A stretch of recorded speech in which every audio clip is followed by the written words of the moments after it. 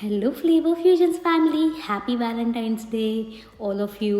So ఇవాళ చాలా easy recipe, that is coconut milk pudding. Very easy. Just మూడు ఇంగ్రీడియంట్స్తో ఈ పుడింగ్ మీరు మీ వ్యాలంటైన్ కోసం తయారు చేయొచ్చు. ఎలా చేద్దామో చూద్దాం రండి.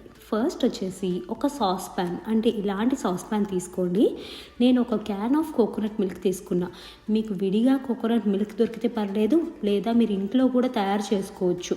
జస్ట్ కోకోనట్లో ఉన్న ముక్కలన్నిటిని కోసి వాటర్ పోసి గ్రైండ్ చేసి వడకట్టడం అంతే. ఇప్పుడు ఈ కోకోనట్ మిల్క్ చాలా థిక్గా ఉంది నా దగ్గర. నేను ఇప్పుడు కొన్ని వాటర్ యాడ్ చేస్తాను. మీరు వాటర్ యాడ్ చేయాలా చేయొద్దా అనేది ఆప్షనల్ అండి. Water is totally optional. నాది మరీ క్రీమీగా ఉండటం వల్ల నేను కొంచెం డైల్యూట్ చేద్దామని ఒక అరకప్పు నీళ్ళు పోసాను.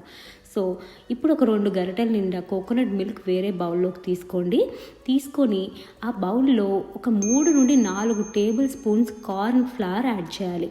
మీరు కార్న్ ఫ్లవర్ వేరే దాంట్లో ఎందుకు యాడ్ చేస్తున్నామంటే, డైరెక్ట్గా దానిలో వేస్తే కనుక ఉండలు కట్టేస్తుంది. అలాగ ఒక చిన్న బౌల్లో తీసుకొని యాడ్ చేసి కలిపారనుకోండి, ఉండలు కట్టదనమాట. చక్కగా ఇలాగా లంప్స్ లేకుండా మొత్తం కలుపుకోండి.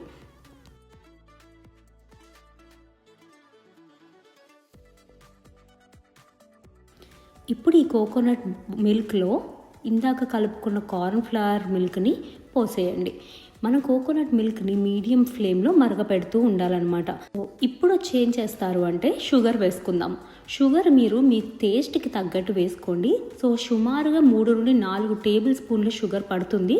మీరు కొంచెం టేస్ట్ చెక్ చేసుకుంటూ వేసుకోండి, ఎందుకంటే కొంతమందికి తీపి సరిపోదు కాబట్టి. సో ఇది మీడియం ఫ్లేమ్లో మెల్లగా తిప్పుతూ ఉంటే క్రీమీగా ఫామ్ అవుతుంది. ఇంకా బాగా కాసేపు ఒక 6 నుండి 7 నిమిషాలు పడుతుందండి. తిప్పుతూ ఉండండి. బాగా థిక్ కన్సిస్టెన్సీలోకి రావాలన్నమాట. థిక్ కన్సిస్టెన్సీలోకి వచ్చినప్పుడు మీరు స్టవ్ ఆఫ్ చేయొచ్చు.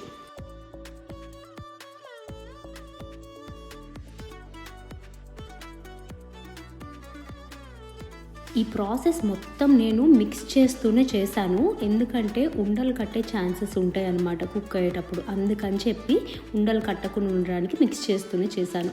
ఇప్పుడు బాగా థిక్ కన్సిస్టెన్సీలోకి ఫామ్ అయినాక ఒక చిన్న బౌల్లోకి తీసుకొని మొత్తం నింపేయండి బౌల్ అంతా. సో నేను చేసిన దానికి ఆల్మోస్ట్ లైక్ 2 to 3 కప్స్ వచ్చినాయి. సో మీరు మీ ఫ్యామిలీ మెంబర్స్ ఎంతమంది ఉన్నారో దాన్ని బేస్ చేసుకొని క్వాంటిటీ ఇంక్రీజ్ చేసుకోవాలా డిక్రీజ్ చేసుకోవాలా చూసుకోండి, ఓకేనా. ఇప్పుడు వచ్చేసి చల్లారి పెట్టి ఒక 2 గంటల సేపు రిఫ్రిజిరేట్ చేశాను. సో 2 hours తర్వాత ఎలా అయిందో చూద్దాము. ఒక ప్లేట్ తీసుకొని డీమోల్డ్ చేస్తున్నాను. జస్ట్ అట్లా బార్లించి 2-3 times ట్యాప్ చేశాను అంతే. డీమోల్డ్ అయిపోయింది, ఈజీగా వచ్చేసింది. చూసారా కేక్ లాగా ఎంత బాగుందో.